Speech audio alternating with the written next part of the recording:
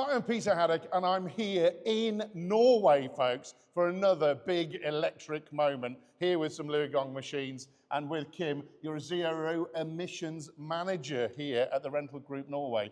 That's a great title for me, folks. Absolutely love that. And we're here with a machine that's been on the job site, but this is a special version of the machine that you actually put some retrofit stuff to, because it works in airports, folks, to make sure I can fly in and out. So this machine, obviously you've had it for some time with LiuGong, but the things that you add in for Norway, which can be done quite easily on an electric machine, are extra power elements to it. So what have we got here? Absolutely. So for the machine we got here, we have mounted heated wipers. We have a lot of extra lighting. We also have the auxiliary power unit here at the front for power to drive the snow plows or sweepers. You can also run a water pump here. So we either have 12 or 24 volts driven here from the front, taking power from the main battery. So folks, the great thing about that is it's all electric, isn't it? Absolutely. So you're not dealing with anything else, but your team here actually have a wiring board, which we're going to see later on, folks, and that's really enables you to put those extra harnesses and things like that. And of course, some of the applications that this machine does, it's a real utility machine. So yes, we've got the standard digging and things like that, but what's the other things that your customers are using it for? Well, this is a very utilized machine for all kind of services. So it's used for pallets, it's of course used for moving dirt, ploughing snow, carrying a snow blower.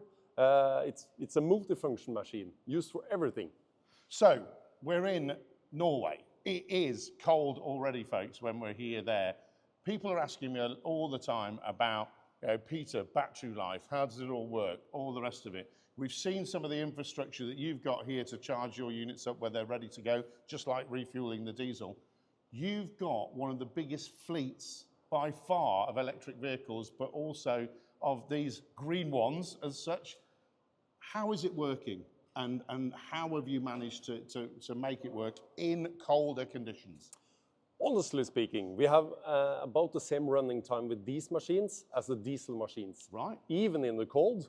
So last year we did a test of one machine at around -10 degrees, about 1,000 meters above sea level, harsh conditions. And we had running hours of 12.5 hours straight without charging. What? Yes. And even we combined with a little bit of fast charging for 1.5 hours. And we run for another 12.5 hours straight. So there it is, folks. I've asked the question loads and loads of times.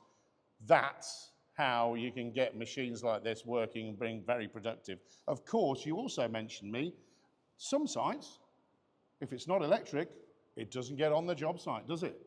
Absolutely. So that's the new rules, common rules of Norway at the moment. And from 2025 and further on, there will be strictly zero emission sites, most places.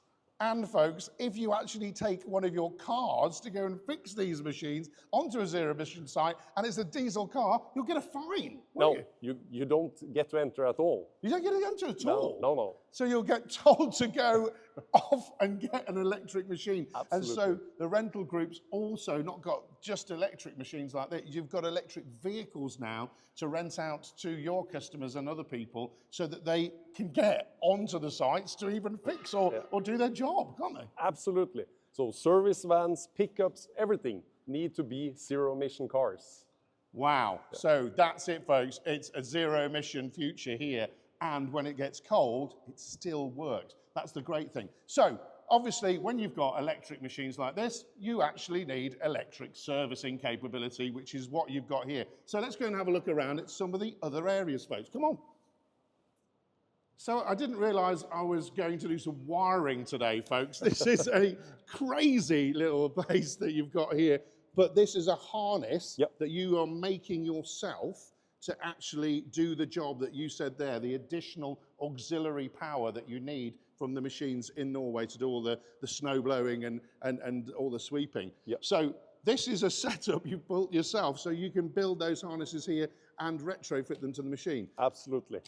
So this is something we are set up specially to accommodate our customers here in the Nordics. Yep. And to accommodate snow plowing in the harsh conditions, we need some extra equipment. Yep. And that's made up all here by our special service technicians. So folks, if you've got a wiring loom and you've got a little bit of a color-coded sections here with red, brown, black, green, all the rest of them, you can make your own harness. And also, again, it's really important when you're actually doing things like that, you've got the capability here to repair any damage to any of those harnesses and replace them very quickly, isn't it? Absolutely. So that's one of the specifics we are good at here, is keeping our fleet up at all times. And that's the uptime thing that you get when you actually have a whole service team that's trained on these machines and how to look after them by the manufacturer, LiuGong, as well, which is really important to you guys, isn't it? Absolutely. Fine. So go, folks. We've now got to go and see some smaller ones right next to us. So come on.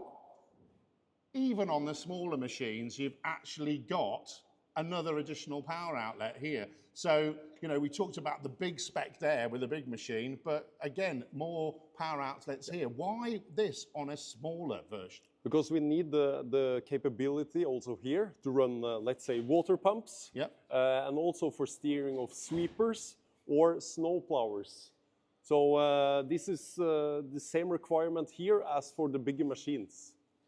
Again, multi-utility all the way here with the rental group. So we're running around now here talking about the fleet. This is brand new in off the ship from the factory in China, now in here, ready to get all of its sleeving taken off. The fleet is growing, isn't it? Tell me about the size of the fleet that you've got, fully electric fleet, and also how many of these are you running? So at the moment, our electric fleet consists of around 160 machines in total. Wow. Around 100 of them are LiuGong machines, consisting of excavators in more different sizes, wheel loaders, different sizes, also the bigger tip truck, which is really exciting, and we're working hard on. Right, so that is new to me, folks. There is a big launch happened recently with a lot more of the range, and we've seen and heard about the range that LiuGong are bringing out, and that's really, really impactful for you guys, isn't it? Because you're talking to customers and they're saying to me, when am I going to get like a grader, aren't they? Yeah, you know, electric graders and things like that. Absolutely. So we are in a very good cooperation with LiuGong, looking at the whole range of machines actually to be completely zero emission with everything we do. So from graders to rollers to the bigger machines, we need to haul a lot of dirt. Yeah. And it certainly needs to do that in the conditions that we've got here in Norway. Also, folks, when I saw at the launch recently, we've got to have various different charging options. We've seen the big one that you've got outside, but let's go and see a little one. Come on, let's go. So we talk about charging all the time, okay? And so everybody thinks you need massive charging capability and all the rest of it for these sort of machines. But we were talking earlier about how your customers use machines, because when you're not using it, it's not idling, even in the winter time, isn't it? Oh. So we've got the charger unit here, which is quite easy to move around. Absolutely. This is charging 80%, you mentioned earlier, of all the customers' needs. Yep. Why a smaller charger like this is able to do that? It's sufficient because of the big batteries in the 856. So as the wheel loaders here operate a service machine, they have a runtime of, let's say, at least 10 hours. Right. Or we have customers that charge once a week. Once a week? Once a week. Oh, right. So this charger here, the 30 kilowatt charger, accommodates most of our customers. This is a cheap option, charging overnight. It's more than sufficient enough. Right, fantastic. So what kind of power are we getting out of this then? Only 30 kilowatts, yep. But that's sufficient for, let's say, 10 hours of charging. And there you go, folks. The applications-led elements here are that these are workhorses, but sometimes they don't actually need to be charged for a whole week. Yep. But when we've got somebody that's really working these hard, and that's really important, what are you seeing again using this charger, aren't they? Then we also ramp it up. Of course, they could use this for overnight charging, but then they also need to combine charging for lunch breaks. Yep. And then they also need the higher voltage chargers. And you've got those high voltage chargers outside in your yard that you prep machines ready to go out. Absolutely. Like filling them full of the diesel of the old. Yeah. So folks, I'm going to plug it in because this needs a little bit of a charge. And it's time for me now to find out the final steps about how you look after an electric machine. So come on. So typically maintenance, daily checks, things like that. What have we got on this side of the machine? Here we do have hydraulic oil like any other machine. Yep. So key point with these machines, they're easy to maintain. Right. Daily checks of the machine, mostly common as you know from diesel machines, except you don't have the diesel engine, of course. Yep, so you don't have the diesel to fill up. No. So that's on here. Let's find out what's next up.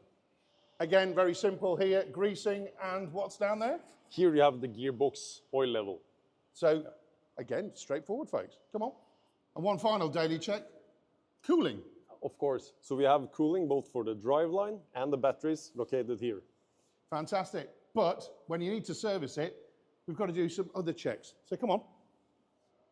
So of course, like any machine, servicing 500 hours you mentioned? Yeah, 500 is common for these machines. Nothing much to do. You change driveline oil and make sure the coolant is sufficient, and you're often good to go. But we all know, folks, this industry can be pretty brutal. We're dealing with severe weather conditions and things like that, and sadly, accidents do happen. Yeah. So there is sometimes when people are talking to me saying, what happens if it's in an accident? Can you still use the machine? Can you repair it? How do you look after the batteries and take them out to make sure that they haven't been damaged? You can do that, can't you? We are certified to take care of our machines and of course the batteries within them. The batteries here are the engine. So we have service technicians certified to work on the batteries, serve the batteries, maintain them, make sure they are all up to spec at all times. And also, if we do have damages on the batteries, as you mentioned, sometimes we get damages, we are able to change them. And so it's just like repairing an engine, it's just like, you know, putting the patchwork back in if you've had a bump. So absolutely, but we do have safety measures that we need to encounter to make sure we are working in the proper, safe way. Because we've got high voltage here on the batteries as well. So all of the facilities here in this dedicated space, that is how you do electric Norway style. Cheers. Cheers.